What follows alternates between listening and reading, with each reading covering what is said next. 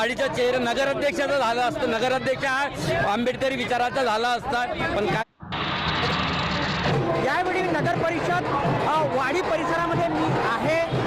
आपण बघू शकता हे नगर परिषद वाडी आहे आणि हे इकडलं चित्र दाखवा.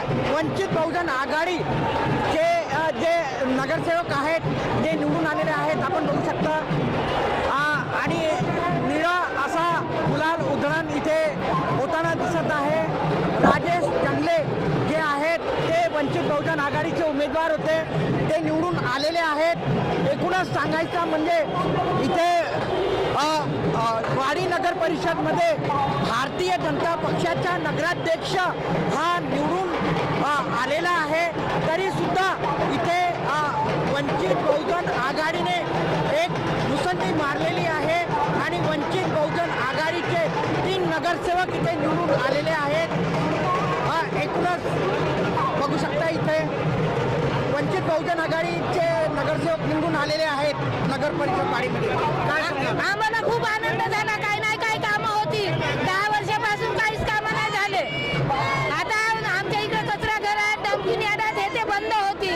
आम्ही जवळ जाऊन बोलू शकतो त्या पोराले. वार्ड नंबर काय आहे? 12 आणि 13. 12 आणि 13 मध्ये किती नगरसेवक आले? आता तेवढं जानकारी भेटायची आहे. 4 आले म्हणते. किती नगरसेवक आले? वंचित बहुजन आघाडीचे 4 नगरसेवक निवडून आले. किती नगरसेवक निवडून आले? 4. वंचित बहुजन आघाडीचे नगरसेवक इथून नगरसेवक निवडून आलेले आहेत. काय वार्ड नंबर होता आणि किती नगरसेवक निवडून आले? 12 प्रभागमधून 1 आला आहे आणि 13 प्रभागमधून 3 आल्या सीटा. आम्ही 4 सीटा आलो, 5 होत्या. 5 पैकी 4 सीटा वंचित बहुजन आघाडीच्या. कोण कोण निवडून आलं? राजूभाऊ जंगले, सुनीता मेश्राम, प्रभा उके आणि शीतल नंदागौडी. 12 वार्ड नंबर 12 आणि वार्ड नंबर 13 येथून वंचित बहुजन आघाडीच्या एकूण 4 उमेदवार निवडून आलेले आहेत. 4 नगरसेवक बनलेले आहेत. तिथे 5 सीटा होत्या, त्यापैकी वंचित बहुजन आघाडीने 4 सीटा जिंकलेल्या आहेत आणि हे वाडी नगर परिषद आहे. आपण बघू शकता या वाडी नगर परिषदेमध्ये भारतीय जनता पक्षाचा नगराध्यक्ष झालेला आहे. तगडा असा बंदोबस्त या परिसरामध्ये लागलेला आहे. आपण बघू शकता इथे एकूणच जे उमेदवारांचे जे चाहते आहेत, विजयी उमेदवारांचे चाहते ते इथे दिसतात. वंचित बहुजन आघाडीने नगर परिषद वाडी येथे आपले 4 उमेदवार निवडून आणलेले आहेत. वार्ड नंबर 12 आणि वार्ड नंबर 13 राजेश जंगले हे वंचित बहुजन आघाडीचे उमेदवार होते. त्यांचा पॅनल होता आणि त्यांच्या पॅनलमधनं 4 उमेदवार जे आहेत ते निवडून आलेले आहेत, नगरसेवक झालेले आहेत. आपण बघू शकता हे संपूर्ण नगर परिषद वाडी परिसरामध्ये जे निवडून आलेले जे उमेदवार आहेत त्यांचे हे समर्थक इथे आपल्याला दिसत आहेत. इथे निळं गुलाल लावताना हे दिसत आहेत. बघू शकता किती आनंद झालेला आहे हे आपण बघू शकता. एकूणच इथे तुम्ही काय सांगाल?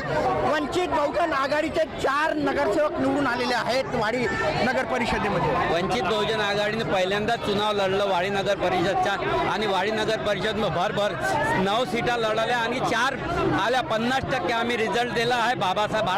बाबासाहेबाच्या विचारानं, बाळासाहेबांच्या नेतृत्वावर भरोसा ठेवून आम्ही विजय हा आंबेडकरी जनतेने करून दिलेला आहे.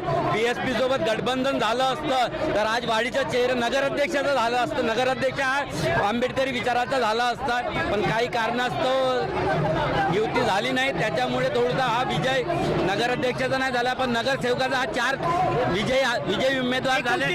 किती उमेदवार होते? एकूण 27 उमेदवार होते. नगराध्यक्षाच्या 28 उमेदवार होते.